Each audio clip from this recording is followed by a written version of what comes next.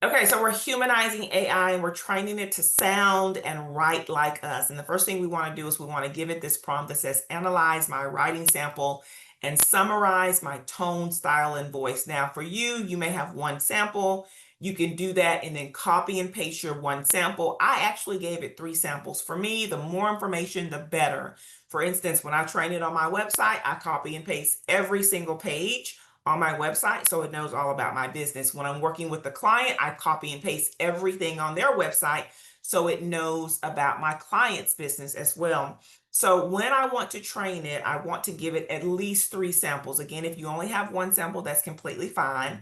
But you want it to make sure that it's a good writing sample that you have used, that you have not used AI to help you generate. So I gave it three samples, and I even told it here, I want to give you three samples before you analyze my writing, right? So sample one was a blog post. It started off by saying, let me guess, it's taking you years to find the job you have, right?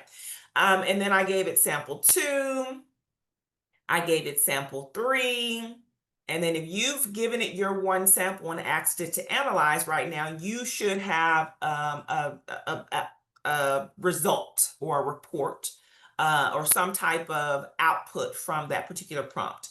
So this tells me, and I want to hear yours next, but it says, here's the essence of your tone, your style, and your voice based on these three samples. You write like a woman who has lived it, learned it, and now is leading others into it. Your voice is personal, relatable, story driven, and grounded in real experience, not theory. You speak to your audience like a mentor who sees their potential, but also like a friend who pulls them forward with both conviction and compassion. Your sentences read like conversation. You draw people in with storytelling first, then move them toward empowerment and action. And I'm not going to read everything for time's sake, but I love that because I try my best. I think people learn best when you tell them stories. And so I like to use a lot of narrative, a lot of emotion. I like to be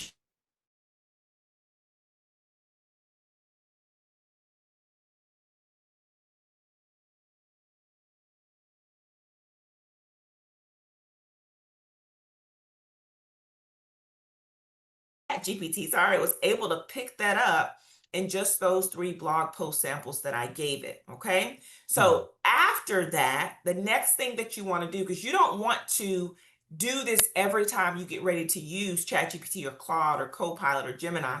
You don't want to have to say, analyze this writing sample. And then from now on, using what you just analyzed, respond like that toward me. What you want to do is you want to then condense the analysis into instructions that you can enter in your chat GPT instruction setting. Okay.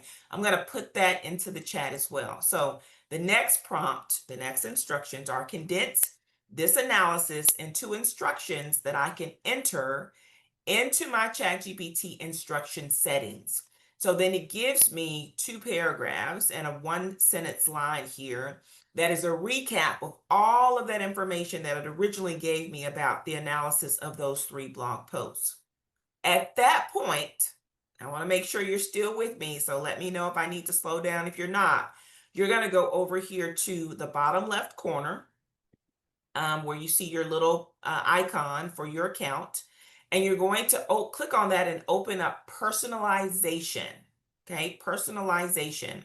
And when you do that, a window is going to pop up. So you can enable personalization if you want it to sound more authentic, if you want to sound like you, write like you, talk like you in your outputs and in your responses, you want to toggle that on. If you toggle it off, you're just going to get whatever the default response that ChatGPT is going to give you. This is where most people are not very satisfied with it. They tried it once, they tried it twice, they didn't get the results that they wanted. It's because they have not enabled this customization. Okay.